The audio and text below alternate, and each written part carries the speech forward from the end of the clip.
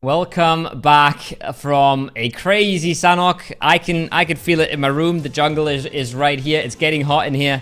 And so it is for the players. Pakistan with another solid showing. But the stars of that game were teams we didn't really see towards the top of the leaderboard. No, not really. Bhutan being one of the big names, and also Timor-Leste. You pick up their very first win to top things off. Let's break it down. I want to say the circle in this game has made a massive impact. I want to get your opinion on this. I know we said we shouldn't overanalyze some of these I want to say lesser experienced teams, maybe getting a win here and there as well. But in this specific round, I feel like there was a big difference between Bhutan making things happen and Timor-Leste making things happen, Kobo. I think so too, and I think there was three different ways to play that game, right? There was be the team that's in the compound where the circle ends. That's a nice way to play that game. That's a simple way to play that game. And Timor-Leste did it well. They win it in the end. They reward themselves. But it's a little easier than breaching that compound when you realize, okay, there's people in there, but we have to get in there if we want to win that game. So that's what Bhutan does. That's a little harder, and they did it to perfection as well. And then the third way that I think is possibly the most consistent but hardest way is what Vietnam does, right? They stay on their hill, they don't go crazy, they don't send it inside the compound. They play around it, they kill everybody else around it, and that way they already have the points they needed when they have to make the impossible push towards the end. So very different ways to play that game. A lot of teams showing us exactly what they wanted to do with that game and what they could do with that game. And yeah, I think all the more impressive of how well some of these players have been able to pull it off. Yeah, I couldn't agree more. I think Bhutan had a more difficult road to get to that almost win than everyone else. Let's take a look at the current leaderboard situation before we head into match number 2 for today.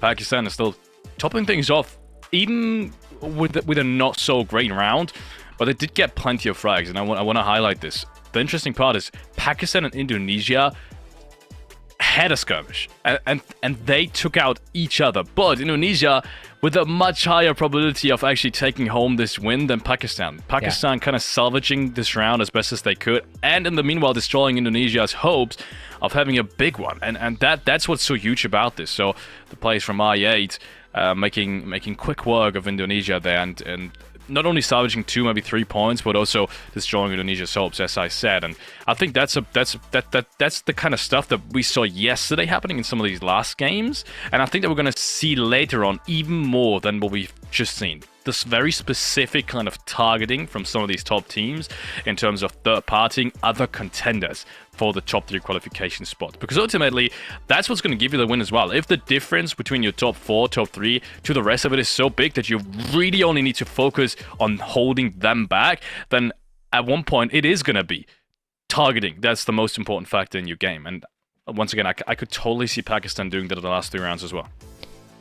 Yeah, and I mean, it is the flank and the blue as well. It's quick wits on IQ that really ruins the game for Indonesia. Like you said, they had way higher chances to win that game. They were 4-man strong, and they essentially get 4v2'd. Yes, the fight's not clean. Yes, the fight's not easy, and Pakistan loses members as well, but that's completely... That's a fight that Indonesia should be winning most of the time. And if Indonesia take that fight to any other team in the lobby... they have a good chance of winning it, but Pakistan is not a team you want to mess with, and they find that out very quickly. So big salvage from Pakistan and a big wrench thrown in the works for Indonesia keeps them at a little bit of an arm's length right now, right? 10 points away from a non-qualifying spot is not a lot, but it is a little bit of a buffer. It's a little bit of a safety cushion that makes you feel good about the rest of these games. Absolutely, and once again, Bhutan being there in 6th place. Can we talk about Bhutan? Because I don't think it's a coincidence at this point anymore. We've seen Bhutan with some great stuff in the very first, and I was like, hey, maybe that's a one-off. But they continue to show us really flexible, really agile play from a team that's way less experienced than some of these big names. And if they continue playing like this, honestly, who knows? Maybe, just maybe, but... If I wouldn't have known that was Bhutan and we would play with blank names, I would not have expected that to be Bhutan, and that's the point that I'm talking about. I think they're playing way better than what we're giving them credit for, and maybe what we expected off of them too. So, man, I'm kind of a little Bhutan fanboy at this point. I really hope they're gonna have another good game. it's the beauty of these tournaments. I feel like is you see the teams that you expect to be favorites, and then you see some teams coming out of nowhere that just absolutely slay, right? And it's been wonderful so far. We've had at the last World Esports Championship, we had a team win where we didn't. Yes, they had some really, really big names on there, Kyrgyzstan, but they said basically their IGL was someone that we barely ever heard about, and he just IGL'd them to winning the World Esports Championship. Yeah. So, this is not only an opportunity for us to meet some of these players that are absolutely crazy, but it is also an opportunity for some of these players to really make a name for themselves. I mean, think about Kevin this game from Timor-Leste, or William in the first game yesterday, who just show up massively for their team and for their country, and really just put their names on there and put their names out there for people to go, wow, these guys can really play. These guys are really rocking the lobby right now. Yeah, there's more teams than maybe I've originally given this lobby credit for. I said there's going to be 7, 8, 9, maybe 10 teams that are relatively experienced and that have a chance at this. But now looking back at it, even Bangladesh is struggling. Even Cambodia is struggling. Even a Chinese Taipei who've played a couple of tournaments that I've personally seen is struggling. So I'm not so sure what to make of this anymore. Yes, we have the favorites, and that's also to be said. We have the favorites still performing, though, and that's the big part. Some of these teams that you do expect to 100% be in the run for it, all of them are in the run, let's be honest. Except, once again, maybe Cambodia, but Malaysia is there, Indonesia is there, Nepal is there, now Vietnam is there as well. All the big names that we have in this lobby in terms of very big international LAN experience, also LAN experience. So I think that's what makes it so interesting. We will be heading into the next game very shortly, but give me another prediction, because we've now seen Sanok. Sanok is always a little bit tough to predict, and I think none of us would have picked Timor-Leste anyways, let's be honest. But now with ERANGEL starting, I think we have a better idea. The most consistent team so far has been Indonesia, and not without a reason. With an 18-team lobby, it's not easy to play consistent. They've played all of the 3 games with above 10 points on average. I think on average, they might be around 14, 15 points. So give me a prediction. Is it going to be Team Indonesia for you again?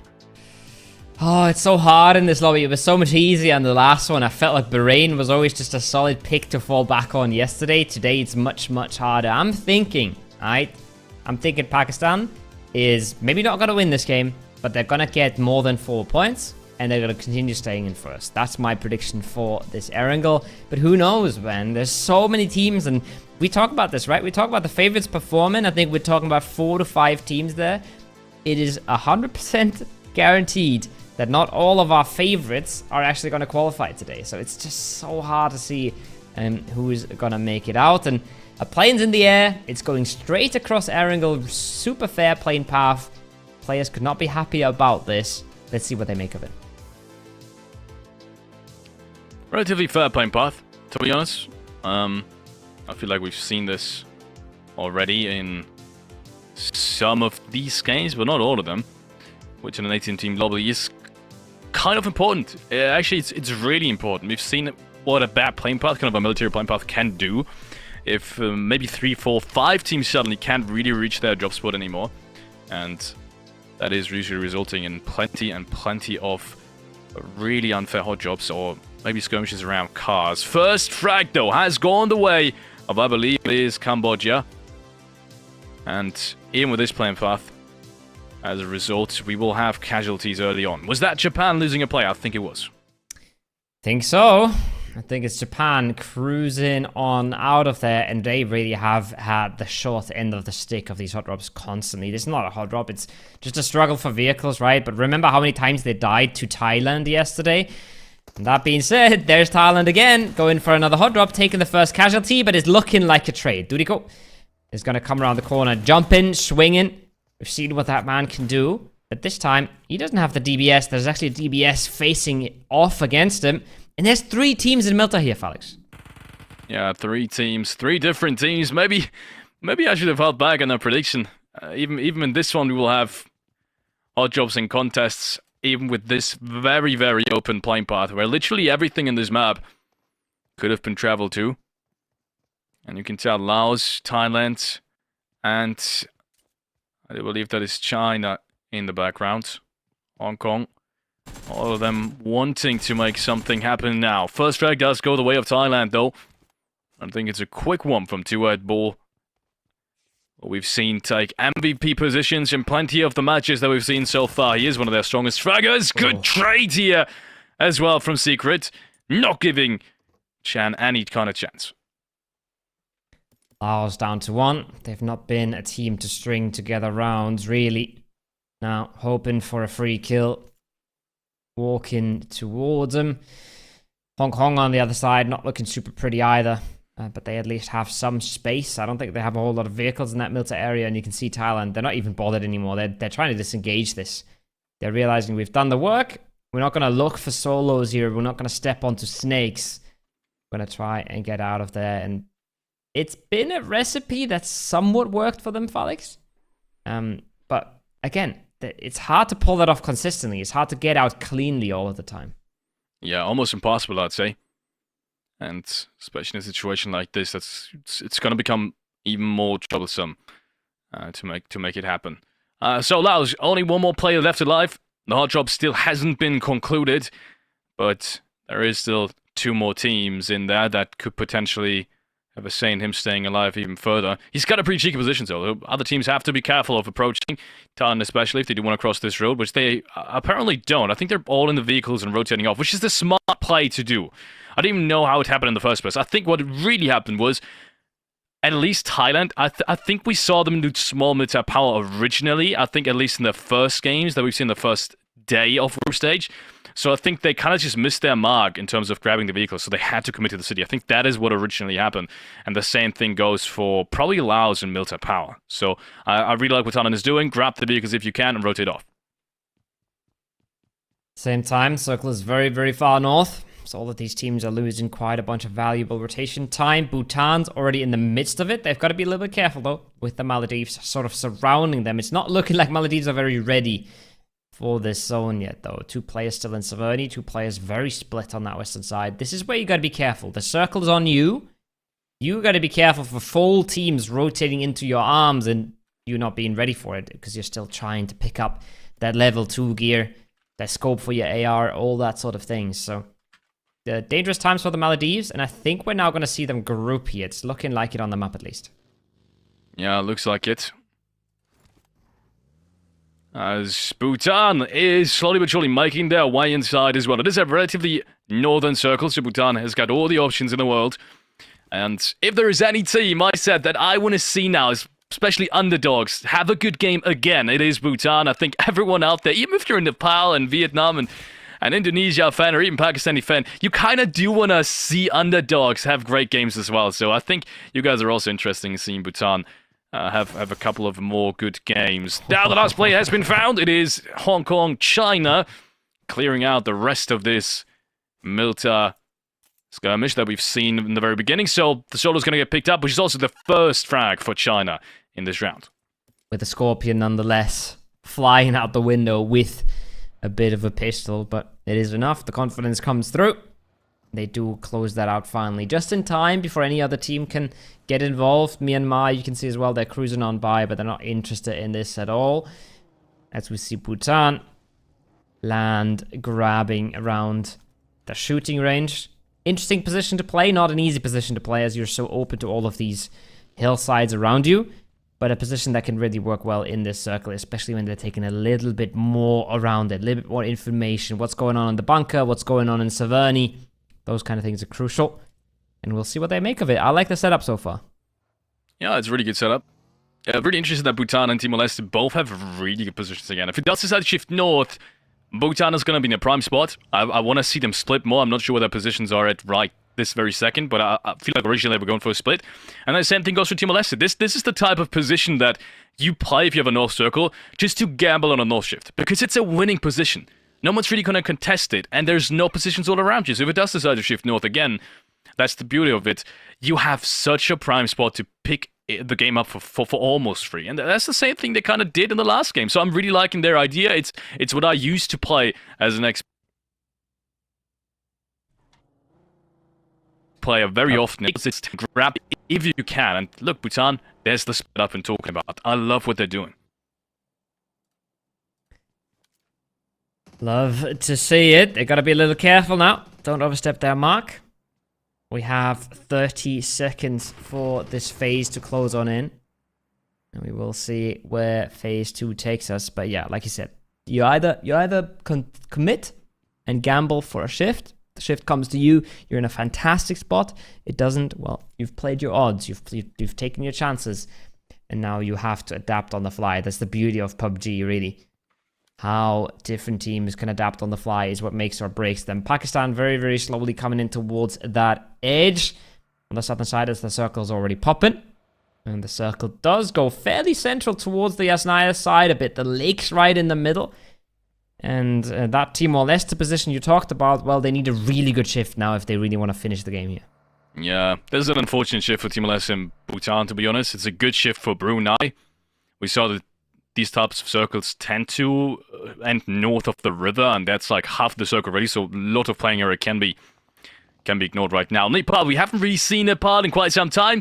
The Nepalese fans in the chat, we still see you. It's honestly, it's so heartwarming to see you guys support Nepal in the way you do. And look, maybe you'll be rewarded with a good early frag. Nepal is chasing Bhutan on this rotation. I love what they're doing right now. Clear out the pathing. They knew Bhutan was in the process of moving anyways, but unfortunately, it's not going to be Nepal picking up one frag. No, it is going to be Indonesia, and this is heartbreaking. Bhutan really thought this rotation path was going to be clear, but honestly, I feel like they shouldn't have.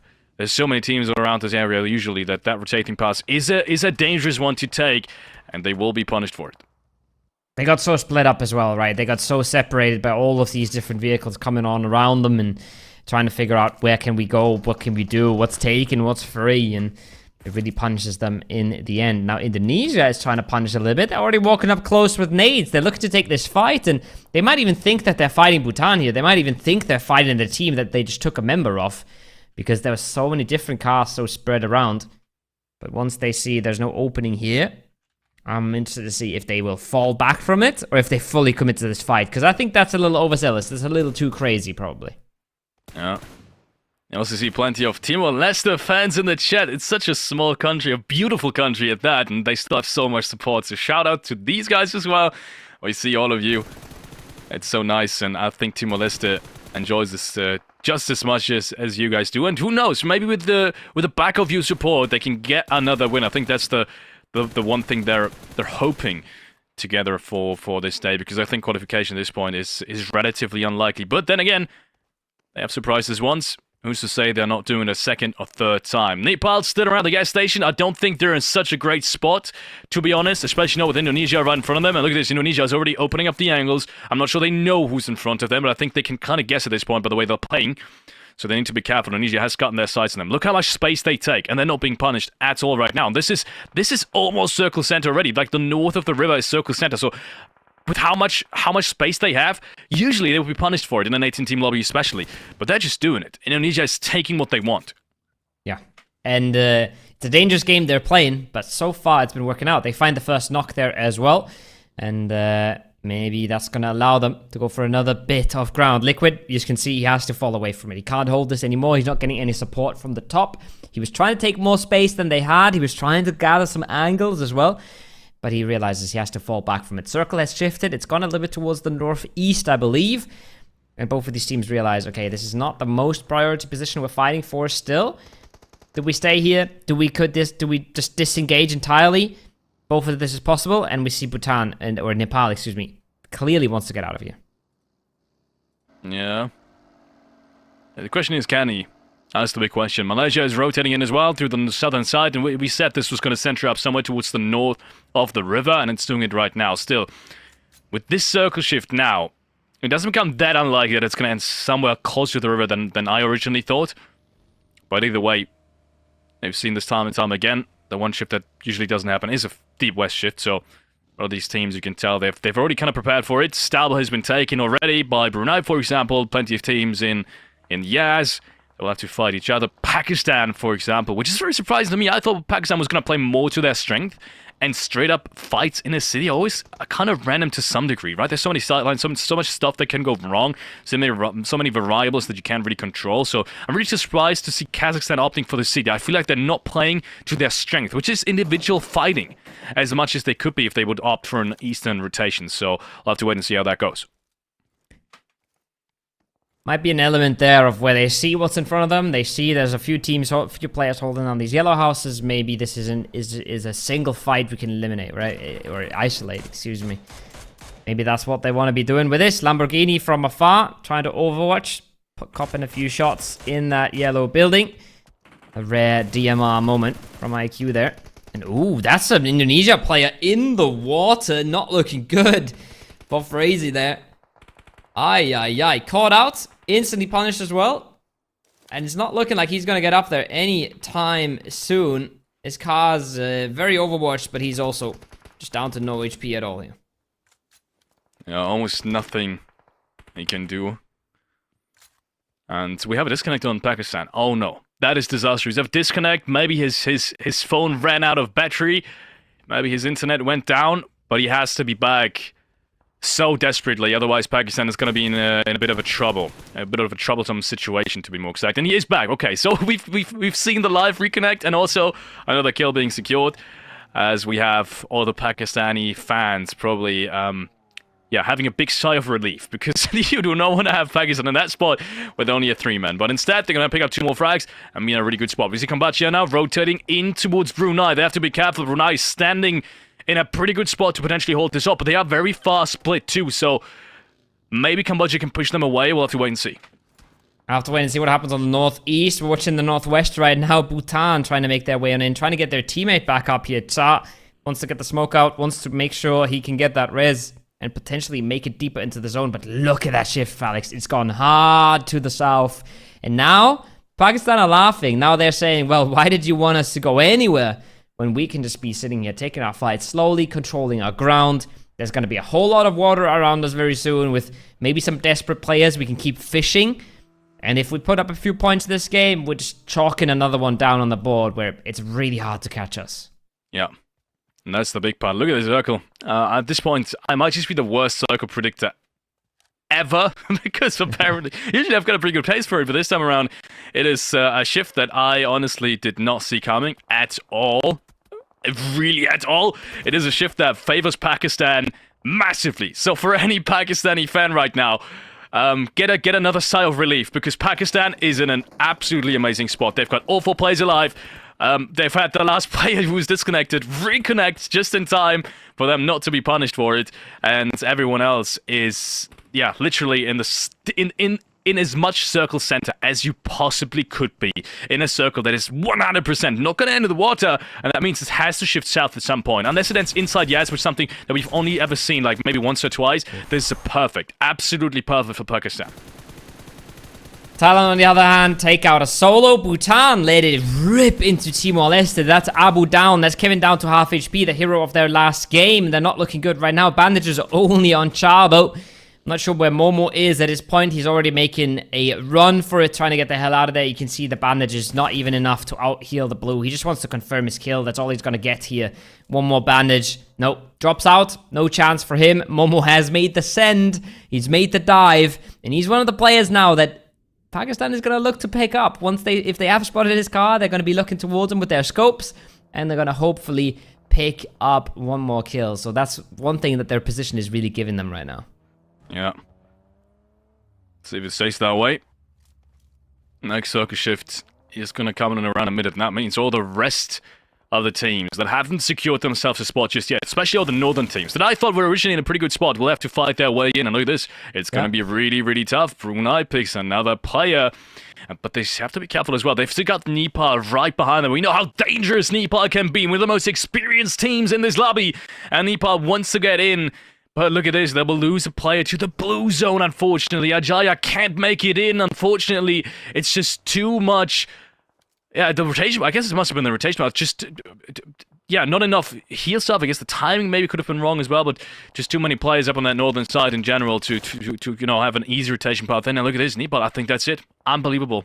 Unbelievable. Zordi gets taken down, and that means Nepal is eliminated. That is a bummer. Nepal was in such a great spot. I thought they were perfect, but the circle just kept on shifting down south, and that means such a hard rotation path, and Brunei was already there waiting. Indonesia out at the same time as well. And now Myanmar and Pakistan are farming the swimmers. We've already seen Pakistan pick up that one player we talked about earlier. They're getting eliminations on the board. They're staying alive as the competition is falling very, very short and very, very quickly. So I see Malaysia still up. Malaysia in a good position as well on that southwestern edge. Vietnam controlling the apartments in Yasnaya. So some of the top dogs are still in this. But it is right now Pakistan running away with it a little bit. If they do not miss the Cambodia solo swimming up to their shore, that could be disaster in the long run. But I think they should be just fine. Yeah, I think they have this under control, Felix. Yeah. We'll have to wait and see, because the circle is still really, really tough for, I want to say, almost any other team. Especially for Bangladesh. They need a big round as well. We've been saying it time and time again. Bangladesh is such a huge fan base too. They have also a specific Bangladesh stream just for this tournament. That's how big the community is. So Bangladesh needs to show us what they're made of, and it's just not really been happening. Then again, I feel like Bangladesh has been one of the most unfortunate teams in this entire lobby so far. Just based off of the first 6 games. Maybe not Sanok this time around. They've had their chances, but the first 6 games that we've seen in this lobby have been super unfortunate for them. Always losing that one specific fight they needed. Maybe phase 6 has usually been the shift that they've just really not been giving, and there's been some really tough circles to kind of conquer as well. But then again, there's only so many excuses you can do before you run out of them, and it's do or die, and you just have to perform, and that's something that Bangladesh cannot run away from at this point. Cannot run away from that. It needs to happen. It's top 3. And Bangladesh is nowhere close to be seen. Myanmar as well. They've not been quiet here. 12 points. They've been picking up some of these, and they've been picking up teams like Bangladesh, sending it into the water, right? Getting themselves a few points here. 8 bullets left now for Marnet. You can tell he's been shooting at a lot of swimming players. The rest of Bangladesh still on top. Don't really have a lot of options to make it out of there either. Brunei on the east, multiple teams on the south. Wherever they want to go, it's not going to be a fun time. Sketchy on the last send. Degree is swimming for a while already.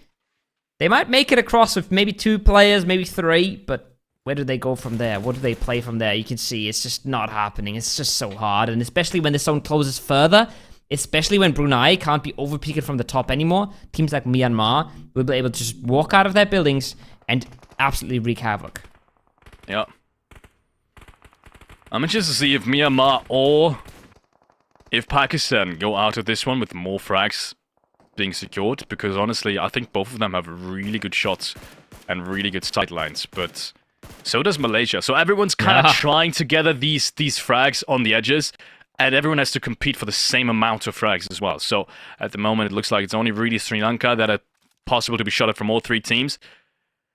But if you look deeper towards the northern side, it's Brunei that has to rotate in as well, and they will have such a big cross to do as well. A couple of smokes, yes, maybe can secure them a pretty good position if there wouldn't be another team, and that is Brunei. Oh, William, are you kidding me? The S12K in hand. We've seen the shotgun time and time again. Even at these kind of distances, you prefer them, and for good reason. Brunei being eliminated. 4 frags though, so they're not going down without a fight. Not going down without a fight is William, though. Once again, he steps up for his squad. Gets himself a nice little 1v2 double. Brunei was looking okay there on the rocks, but get cleaned up in the end. Now, 10 eliminations already for Myanmar. They still have 1 swimmer below them, but I'm sure they don't know about. They might know about effect in the distance, but I don't think they're expecting a Cambodia player so close. Circle shifts on in. Malaysia's on the move. Malaysia's on the trigger finger here. They have to get in somewhere. And they've already taken the first few knocks here. This is not going to be an easy push for them, Felix. No, it's really not. Everyone is going to have to fight on the edges now. Now this is the stage in this round where everyone needs to show what they're made of. And Myanmar is the one team that will have to move inside as well. For the very first time on top of that, they've got 10 frags already. And oh my goodness, is it needed for them. They need to solidify their position at the very top too. Just as much as Malaysia does. And Pakistan and all the rest of the teams. No one's secured just yet. We've had a different leaderboard situation yesterday, but in this lobby, it's all tapped over. It is all new. And so each and every point is going to be so heavily important. You can tell that everyone is still fighting for everything they can get. Pakistan has sent 1 player down towards the road, but they're getting breached up top, and this could be dangerous. The nade doesn't quite catch the player who drove right into his compound, so he tried to escape outside, but he's immediately getting shot by the rest of him. And Pakistan now being in big trouble, being breached here by Malaysia, and they found the first frag. Good trade though, Jimmy. Look at the nade. He's trying to get that inside the building, and it is the clear. It actually is Malaysia. Knocked down. Nice one from Noki, but they do lose a member here. It's not exactly what they wanted from this, especially with Vietnam picking it up from a distance, but at least they stay true and they eliminate one of their closest competitors. The nade is good enough. It's just a little late, Felix. It felt like such an isolated position to leave a solo in, but maybe he bought just enough time, and maybe it's all worth it in the end. I think they weren't sure whether or not I feel like they thought that everyone else on the western side is going to rotate into the open field, and then they didn't want to risk the cross to group up at his building. That's the only explanation I have for it, because they must have known the only possibility where they get breached is towards the western side. And yeah, then again, I'm really surprised Pakistan didn't really have that on their cards, but I think it was just a matter of they really didn't thought. They really didn't expect that breach to happen and thought they were going to drive into the open field instead, which is a good play as well. Pakistan tries to take the circle center. I think there's another knock that's happened with Vietnam shooting at them. In the meanwhile, we have Sri Lanka going out. 0 points for them. There will be a couple of placement points being picked up, but that's just about it. Staying way under what they need as well. Look at Marnet as well. He's looting for a bit of utility now. He wants more nades to flush out that swimmer. They still have one Cambodian player behind the pier there.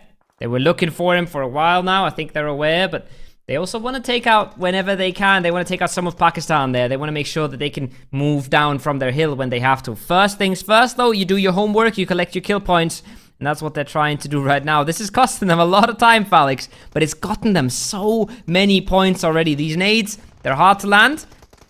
And oh my, this might come back to bite them. I'm saying they're doing their homework, but maybe Noki's going to put them in detention.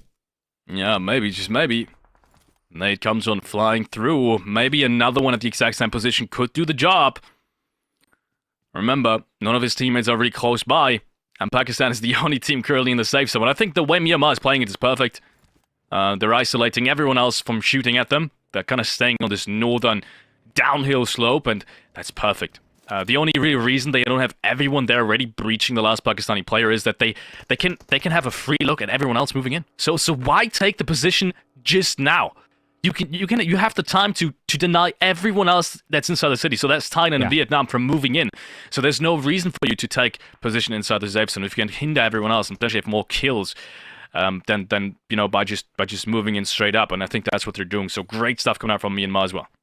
I love it as well from Pakistan, giving up that position as early as they can, right? Noki was looking for a few kills there, doesn't get them, doesn't get an opening, instantly falls away from it. And now their plan is to survive until they get help from the top. Because their push here for Vietnam, for example, is a threat, but they should always get help from Myanmar from above. If they don't peek up too much, if they don't stand up too early, they should always get some help. And now they've already found the first. They've delayed Vietnam more, and you can see instantly back to the prone, because the second you stand up, you're in the scopes of Myanmar, and that's not a position you want to put yourself in right now. Such great play from all of these teams. I think Vietnam, Pakistan, Thailand, Myanmar really showing why they have been, from the very get-go, some of the favorite teams to potentially take one of the spots for Riyadh later this year. And that is due to the fact that they strategically never to be underestimated. Good shots coming out from Lamborghini. I thought maybe with a little earlier peak, he could have potentially caught one off guard, but unfortunately it's not going to be enough. Smoke outside to potentially cover his cross, as he does have maybe a good sideline on some of these Thailand players, but not for now, not for the time being. Myanmar instead is going to do exactly what I thought they would do, which is third party. All the teams on the edges. Lamborghini takes down Secret, but it's going to be stolen away by Myanmar. Lamborghini, like an oiled machine. Nice little scope spray comes on out. Batman and Lamborghini. They gotta be careful they don't get copyright striked, but they are striking out of the Yaznaya fields right now. 2 up for Vietnam. Might be staying alive. You should be outliving Thailand at least. And that's the sort of goals they're working towards here. This was a hard approach coming out of Yaz. They really needed to get crazy knocks towards Myanmar if they were ever going to make that approach, so... no shame that it doesn't happen, but they're hoping to maximize, especially maybe taking out Thailand here would be 2 big points for them. Maybe hoping for some sort of scuffle between Myanmar and Pakistan. If that doesn't happen, if everybody is just staying poised and controlled, it's going to be so hard for Vietnam. Yeah, it's going to be incredibly hard. I'm not sure how they can have a say in this one. This is such an important knock. Noki takes down West Carry. And oh my lord, with the timing and the zone already moving, it's going to be really hard to get him back up and have both of these players ready and waiting for the next fight. So massive knock coming out from Pakistan. They need to be careful though, as they will be attacked from both sides, and that's the biggest disadvantage, even though they've got the opportunity here to keep everyone. Oh my goodness, what a nade is that from Lamborghini! And he also takes him down to half HP. Lamborghini potentially opening up this round for everyone else. Even 2-3-0 is going to have a potential of rotating inwards. Batman as well with the approach. That's a big nade for Lamborghini. I think he's even found a second one towards Myanmar there. Noki is bleeding out. He's not going to get rezzed here anytime soon. Vietnam, I said they have to find crazy knocks, and they do. Now they've made the approach. Now suddenly they're in playable positions, right? They're not in the open anymore. They're in the low ground. It's going to be a bit of a util battle now. That's not the nade you want to be throwing, Batman, but they think he's much closer. Look at the nades coming out from both of these teams. They think he's so much closer than he is, so he stays alive for a bit here. And the more time ticks, the more Myanmar has to move down, the more winnable this suddenly becomes for Vietnam, Felix. Absolutely, and there's still a one-knock player on Myanmar's side that they still haven't gotten back up, and they need to move any second now, so I don't even think it's going to be possible. Also, West Curry's been spotted out, and Lamborghini has made it in. Everyone is still in the run for this, even Thailand. No one's really looking towards Thailand. I don't even know if Vietnam knows that there's still one player potentially on their eastern side right next to them. Now Batman takes down West Curry. That's another knock after they've just rested him. 3 players now, as they still have the man advantage, closing down on Pakistan. It's an absolute masterclass from Vietnam right now. Exactly when they need it, they get the knock and they instantly react on it as well. You saw Batman's cross. That was not easy. That was not free, but it is a risk he had to take. Now with Lamborghini knocked, the trades are coming out. Thailand's activating. There's a nade coming on in. Does Pakistan even know where that's coming from? I don't think they do. I think they're eliminated at this point. Pakistan out. Thailand in the blue, but he gets 2 knocks before he goes down. That is massive, and Pakistan will not win this round, as you've said, 7 eliminations, but it's not gonna be enough, and that means it is a 1v1, v2. It means they've rest back up as well, so Lamborghini is back up on his foot, and look at this, Myanmar somehow with all these smokes will be able to get both of these rests back up, unless a good nade is gonna rain on down. It's the second run from Lamborghini this time that has made a massive difference in this round and could potentially do even more. Smile goes down as well. Oh my lord, Lamborghini. This is a nade masterclass that we're seeing right now, and he's back to a 2-2. What has this man done with utility? They're dodging and weaving now. They're trying to get all the res they can. That's a good molly as well. It's such a good molly. What is that? Are they going to do it? He gets taken out on the push, though. 1 HP on Batman. I don't know if he even has meds left. But the zone is heavily in his favor. Batman just needs to wait. He's got no heal, though. Batman peeks around the corner. It's down to 1 HP. He does not do it, though. And Master picks up the last frag. What a round, ladies and gentlemen, on this second match of the second day in Group B. And it really came down to the wire, but Myanmar somehow securing this one. But definitely not without putting up a huge fight against Vietnam. What in the world was that? I'm starting to understand why all we talk about is Lamborghini. The man just lets it rain. I think that's 6 to 7 knocks there in that segment towards the end of the game, just opening up completely for Vietnam. But Myanmar, they were fishing throughout the whole game, right? They had 12 eliminations before we even got into the late game, and they closed it out in the end there. That was not easy. That was a lot of dodging, dancing, and weaving to try and escape these nades, Felix. Massive stuff, yeah. It all started with that hot job that we, I think, analyzed as maybe some car spawns not being picked up properly. Obviously, I don't think that was necessarily a job that both of these teams wanted to fight for. And then it really came down to the Yaz position. We said very early, we thought it was going to go, at least I did, I thought it was going to go way up north, but instead, it shifted straight on Pakistan's and Myanmar's head, and both of these teams in the end, also some of these teams, to fight it off in the end. And I honestly didn't think Vietnam was going to have a chance. After they lost 2 players moving out of the apartment, that's the big thing. We haven't even touched on this. They lost 2 players moving out of the apartments, and they still get into late game, potentially even almost winning it because of some of these nights from Lamborghini. It's nothing short of amazing. Unbelievable. It's crazy stuff. We saw a bit of international, individual pop-ups there. I think William, one of them as well, right? We saw a bit of plays coming out of Pakistan and really good showings, but that was mental towards the end from Lamborghini. Almost by himself. Batman as well kept his wits on him, made sure to support when he could, made sure to get the res when he could. So plenty of awesome stuff from them there. But oh boy, that was some crazy stuff towards the end, as I felt like they had it at that point. The P90 came out, right? He had the circle position, but I think he just had no meds left. He had no way to heal back up. So it was a 1 HP fight and didn't go his way. This is a big thing, though. We're in awe of what happened to Lamborghini there, but that's a lot of eliminations on the Myanmar side. Yeah. I mean, Myanmar fighting their way through. They did have a pretty good circle to do so. Got to be said as well, but then again, so much stuff they had to fight for, and the good thing was also they had the man advantage so often in these late fights. I think that was ultimately the one thing that really got them over the finish line, because all of these teams had knocks at some point against them. They always were somehow able to get their knocks back up. I think Smile was knocked like 2 times, West Kerry as well, before they even moved down the hill, and I thought it was going to be way too late to rest any of them, but apparently the circle did just move slow enough for them to get the reses back up. And also, they were really smart with their smokes. You can tell the damage received is really high, and still none of these players to get taken out before the very last fight. And that just goes to show you how well the nade usage and smoke usage was on Myanmar.